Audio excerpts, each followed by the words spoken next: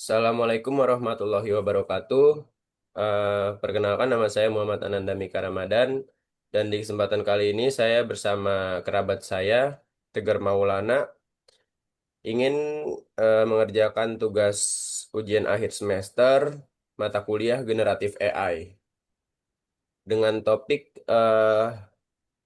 kita berdua ingin sharing pengalaman menggunakan AI dalam tugas akademik. Gar, gue mau cerita sih pengalaman pertama gue pakai AI. Pengalaman pertama gue pakai AI itu awalnya karena eh, kepepet sama deadline sih. Terus juga waktu itu pas masih SMK kan ada PKL tuh. Nah, selesai PKL kan ngerjain laporan. Nah, bingung dong ngerjain laporannya mulai dari mana. Nah, jadi gue coba pakai AI tuh Gar pas SMK itu tuh. Kalau pengalaman lu gimana Gar pertama pakai AI? Lama banget nih. Awalnya gue juga pakai AI karena pengen cepet gitu. Kan enak tuh. Kita nggak perlu capek-capek. Tinggal masukin judul, buat teks panjang. Tapi pas gue baca lagi, rasanya kok agak aneh ya. Kayak bukan tulisan gue, Mik. Iya sih, pas pertama kali pakai AI kan dulu tuh pas gue SMK belum banyak lah yang pakai kayak ChatGPT, Gemini, terus Black Box AI gitu-gitu nggak banyak Gar. Terus juga hal baru lah pas pas masa itu ya, pas tahun itu hal baru lah bagi gue ya kan pakai AI. Gue juga belum ngerti itu cara prompt yang bener ya kan. Terus juga tulisan AI itu kayak kelihatan rapi banget gitu. Terus juga kayak yang dikasih tuh outputnya terlalu umum sama nggak spesifik aja gitu menurut gue ya. Terus juga misalkan pas kemarin tuh guru gue baca tuh kayak bukan tulisan pelajar gitu Gar. Apalagi sekarang ya kan. Kayak misalkan kita yang sebagai mahasiswa pasti juga dosen pasti tahu lah kita pakai AI. Ya, gue juga pernah dapet paragraf dari AI yang isinya bagus gitu, Mik. Tapi pas dicocokin lagi sama studi kasus yang diminta dosen, malah kayak nggak nyambung gitu, nggak nyambung sama sekali. Dan pokoknya kayak beda konteks dah sama sama yang diminta dosen.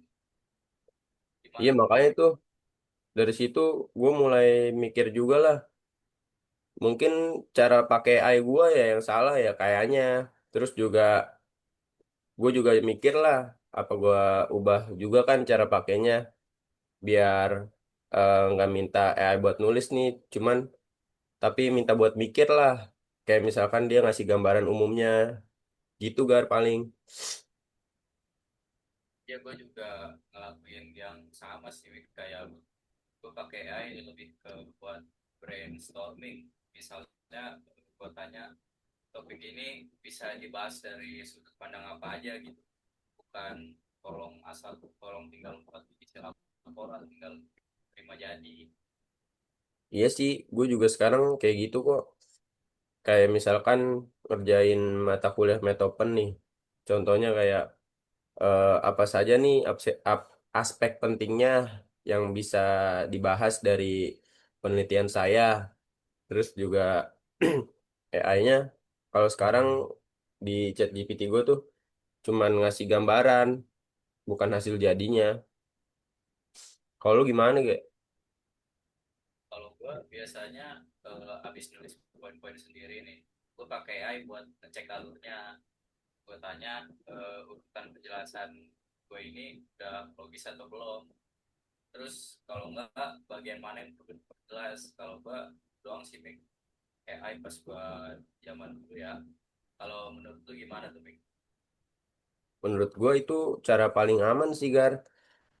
Karena kan tetap kita yang nulis kan. AI cuman bantu ngeceknya lah. Terus juga ngasih insight buat kita. Kadang pas matkul metopen nih, kita bikin laporan lah, ya kan. Itu tuh kayak, ya gue nggak paham aja. kayak bener nggak sih ini yang gue bikin, ya kan? Maksudnya, nah karena gue bingung gitu, gue drop lah ke AI ya kan, buat apakah ini benar. Jadi gue kayak cuman ngasih insight aja lah, si AI ngasih insight buat gue, kayak gitu doang sih Gar. Kalau kalau lu setuju nggak kayak gitu? Gue soalnya kayak gitu sih. Dari itu gue sadar sih Ming. AI itu paling kepake di awal sama di akhir. Awal tuh buat nyusun ide, nah kalau di akhir tuh buat evaluasi. Benar kalau Ming, kalau kata lu. Bener sih Gar. Menurut gue emang cara pakai AI gue juga kayak gitu. Di awal tuh ya kan buat ide lah ya kan. Terus mungkin di pertengahan emang gue eh, kerjain sendiri nih laporannya. Biasanya gue kan pakai Mendeley itu ya kan, copy paste, terus insert citasi gitu-gitu.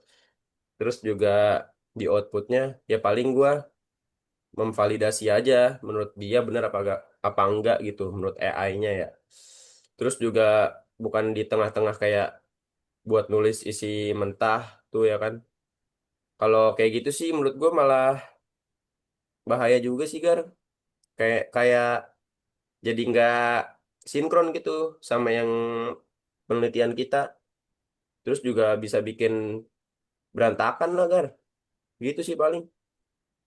Udah gitu bisa bikin bahayanya itu bisa bikin ber apa sih ketergantungan gitu kan sama AI.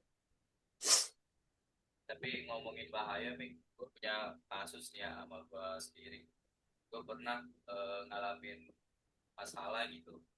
Pas gue minta AI buat ngasih referensi jurnal, kayak kayak bener nih ada referensi aslinya lengkap gitu sama judul sama penulis, tapi pas gua coba cari iseng-iseng ya kagak ada gitu. Gue juga pernah tuh. Gue juga pernah kayak dia ngasih eh jurnal lah ya kan, ngasih referensi jurnal. Tapi kelihatannya sih meyakinkan gitu, citasinya juga oke ya kan. Ada nama penulisnya, terus ada tahunnya juga ya kan. Tapi pas dibuka tuh linknya kosong. Kadang suka kayak gitu juga sih. Paling dari datanya aja sih paling harus lebih diverifikasi lagi gitu Gar. Jadinya nggak asal lah kita kalau pakai AI ya kan. Terus juga apa ya? Mungkin gue harus lebih teliti lah kalau pakai AI Gar. Paling kayak gitu sih. Kalau lu gimana Gar? Kalau nyari nyari referensi jurnal gitu gimana? Apa dari AI apa dari mana Gar? Lain AI, antara AI ini juga sama referensi buat nyari sendiri. Jadi referensi itu gue nyari sendiri lewat Google atau lewat portal jurnal jurnal resmi, daripada gue harus minta AI. Soalnya itu Mik tahu sendiri kan, kadang kagak valid, gak jelas, walaupun ada penulis sama judulnya tapi mesti cari malah kagak ada. Itu juga Nah gitu. bener juga sih Gar. Gue juga sama sih, gue pakai Google Scholar.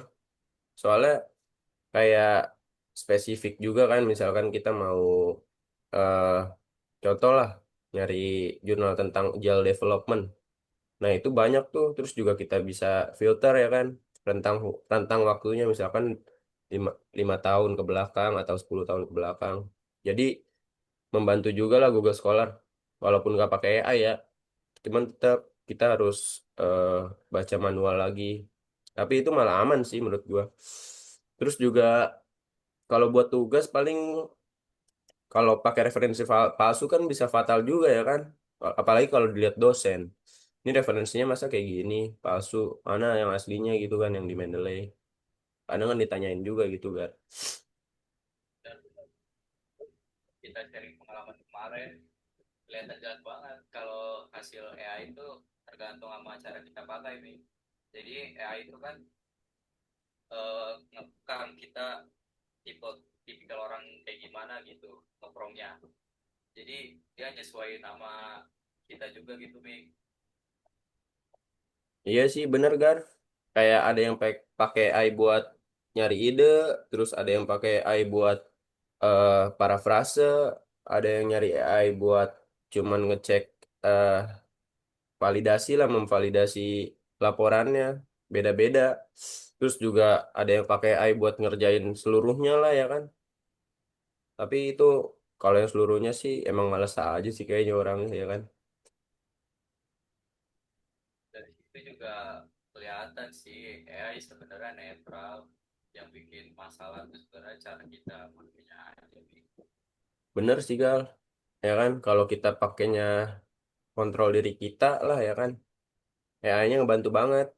Tapi kalau kita misalkan kayak tadi lah yang gue ceritain, misalkan benar-benar ada orang yang pakai AI buat ngerjain seluruh tugasnya, itu malah bikin kita malas mikir lah sebagai mahasiswa ya kan. Kita juga harus ngepromnya juga harus benar. Kayak misalkan buatlah kerangka gambaran untuk metode penelitian ini. Paling gue biasanya kayak gitu sih. Kalau lu gimana kan? Kalau AI kayak kalkulator, dia ngebantu bantuin cepat nih, tapi kita tetap harus ngerti konsepnya. Dan tapi Iya sih bener-bener asli asli. Kalau cuma tahu hasilnya tapi nggak ngerti prosesnya kan sama aja ya. Maksudnya kayak kita nggak tahu nih prosesnya dari mana. Kayak cuman hasilnya doang. Ini dari mana sih hasilnya kok bisa begini? Kita malah bertanya-tanya sendiri kan kalau kayak gitu ya kan? gue mau nanya Mik, dari pengalaman kita berdua, eh, menurut gue ada beberapa manfaat utama AI generatif. Pertama, jelas mempercepat brainstorming kan. Yang kedua, membantu ngerapi struktur tulisan, pasti dong. Yang ketiga, ngecek konsistensi logika dari apa yang kita tulis. Menurut lu setuju nggak lu Mik, apa yang gue omong tadi? Gue setuju sih, Gar, pendapat lu itu. Tapi tetap, ya kan, keputusan akhir harus ada di kita ya kan, sebagai mahasiswa lah. Terus juga AI nggak tahu lah, kayak konteks kelas gimana, terus dosennya seperti apa, terus penilaiannya seperti apa kan AI nggak tahu. Jadi yang harus kontrol tuh kita. Kayak gitu sih Gar paling. Yang penting AI nggak bisa gantiin aktivitas kita sebagai mahasiswa. Iya bener bener banget Gar. Jadi menurut gue tuh kayak AI itu cuma alat bantu doang, bukan jalan pintasnya lah. Terus juga kalau dipakai dengan bener, ya malah bikin kita lebih produktif. Jadi kayak banyak insight masuk lah, ide masuk buat brainstorming diri sendiri ya kan. Kadang kan kita brainstorming tuh harus ada orang lain lah ya kan ngasih insight ke kita. Nah sekarang bisa dengan diri sendiri nih, diri sendiri kita sama AI ya kan. Jadi cuman eh, jadi lebih simpel lah, kita nggak perlu bergantung orang lain, kita bisa brainstorming sendiri. Jadi kayak gitu sih Gar aman.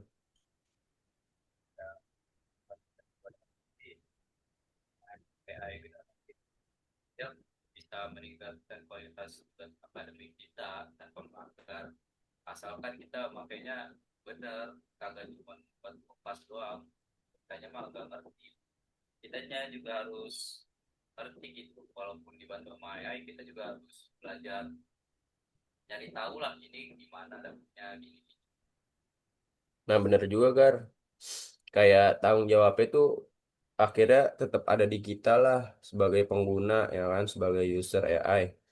Terus juga eh, kita juga harus ngeprom yang bener lah ya kan. Pokoknya kan AI kan kita masukin input, dia proses ya kan, terus jadilah output. Kadang maksudnya cuman outputnya doang yang tadi dibahas tuh kita bingung lah. Ini kok dapat hasil segini ya kan? Hasilnya kok kayak gini? Dapatnya dari mana ya kan?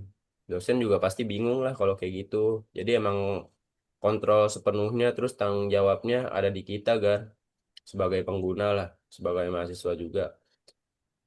Nah mungkin itu aja sih Gar paling gue pengen cerita pengalaman itu aja. Kurang lebihnya mohon maaf lah ya Gar ya. Assalamualaikum warahmatullahi wabarakatuh.